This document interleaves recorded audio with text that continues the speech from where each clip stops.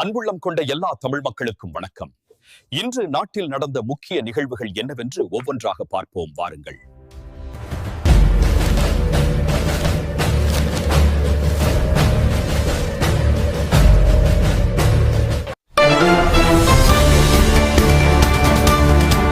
மகா சிவராத்திரி கோலாகலம். தமிழகத்தில் புகழ்பெற்ற 12 சிவாலயங்களில் இன்று மகா சிவராத்திரி விழா கொண்டாடப்படுகிறது.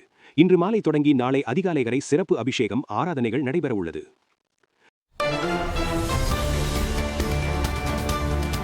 இந்து சமய அறநிலையத்துறை சார்பில் ஒருகால பூசை திட்ட அர்ச்சகர்களுக்கு வழங்கப்பட்டு வரும் மாதாந்திர ஊக்கத்தொகையினை 1500 ரூபாயாக உயர்த்தி வழங்கிடும் அடையாளமாக 10 அர்ச்சகர்களுக்கு அதற்கான காசோலைகளையும் 19,000 ஒருகால பூசை திட்ட திருக்கோயில்களுக்கு 8.58 கோடி ரூபாய் செலவில் கொள்முதல் செய்யப்பட்ட பூசை உபகரணங்களை வழங்கிடும் அடையாளமாக 50 ஒருகால பூசை திட்ட திருக்கோயில்களின் அர்ச்சகர்களிடம் பூசை உபகரணங்களை முதலமைச்சர் திரு மு.க. ஸ்டாலின் அவர்கள் வழங்கினார்.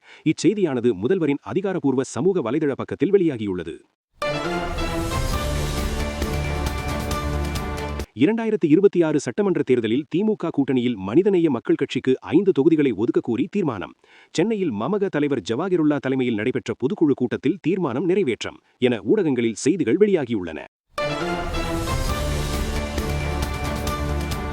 எல் வடிவ மேம்பாலம் திறப்பு.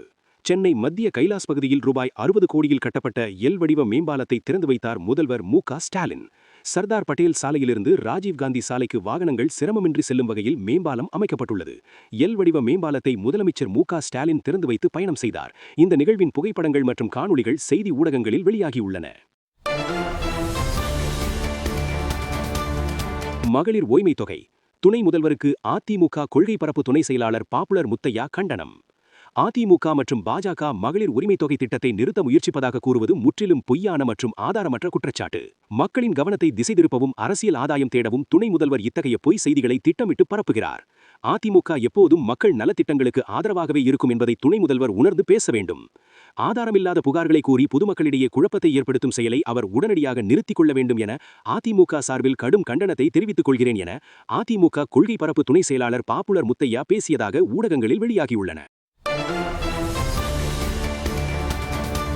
திருப்பிக் கொடுப்போம் மாணிக்கம் தாக்கூர் ஆவேசம். காங்கிரஸ் கூட்டணி பேச்சுவார்த்தை குழு அமைத்து 70 நாட்களாகியும் பேச்சுவார்த்தைக்காக காத்திருக்கும் நிலையுள்ளது. காங்கிரசுக்கு திமுக மரியாதை கொடுக்கவில்லை என்றால் நாங்களும் கொடுக்க மாட்டோம். காங்கிரஸ் குறித்து அவதூறாக பேசிய அமைச்சர்கள் மீது இன்னும் நடவடிக்கைகள் எடுக்கப்படவில்லை.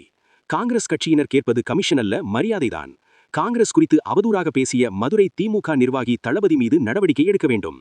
காங்கிரஸில் பூத்திற்கு ஆளில்லை என சொல்ல இனி பயம் வர வேண்டும்.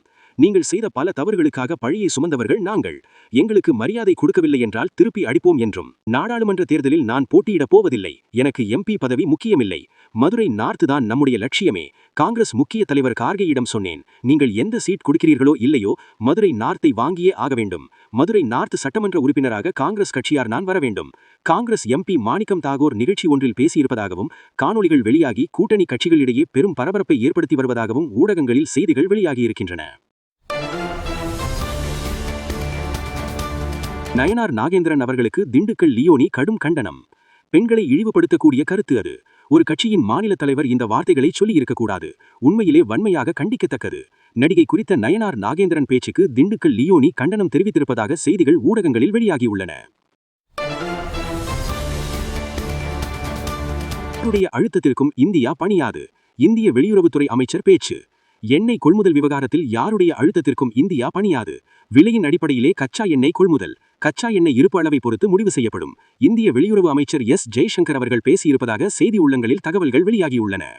இந்த செய்தி தொகுப்பை உருவாக்க பல மணி நேர உழைப்பு தேவைப்படுகிறது. எனவே உங்கள் ஆதரவை தாருங்கள், லைக் செய்யுங்கள், சப்ஸ்கிரைப் செய்யுங்கள் மற்றும் உங்கள் கருத்துக்களை கமெண்டில் சொல்லுங்கள். இந்த சேனலில் வெளியிடப்படும் தகவல்கள் அனைத்தும் பொதுவெளியில் அதிகாரப்பூர்வ சமூக வலைதளங்கள் மற்றும் செய்தி ஊடகங்களில் வெளியாகிய தகவல்களின் அடிப்படையில் தொகுக்கப்பட்டவை. இதுபோன்ற தமிழகத்தின் முக்கிய செய்திகளை உடனுக்குடன் தெரிந்து கொள்ள நமது ஹர்ஷா ராக்கர் எவ்ரிதிங் சேனலை சப்ஸ்கிரைப் செய்து கொள்ளுங்கள் மற்றும் பெல் பட்டனை கிளிக் செய்யுங்கள். நன்றி, வணக்கம்.